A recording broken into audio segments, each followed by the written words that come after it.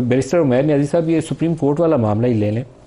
26 آئینی ترمیم کے اوپر ہم لوگ جرنلسٹ یا سیاسی لوگ تو سوال اٹھاتے ہیں، لیکن سپریم کورٹ کے اندر سے اس کے اوپر بڑی کھلی انداز میں بڑی پرزور آوازیں آ رہی ہیں، جس میں منصور علی شاہ صاحب کو ہم کوٹ کر سکتے ہیں. یہ بینچوں کی تشکیل کا معاملہ بھی آپ کی 26 آئینی ترمیم کے نیچے اب گڈ مڈ سا ہو گیا ہے کہ کہاں پر آئینی بینچ کا رول شروع ہونا ہے اور کہاں آ کے ختم ہونا ہے.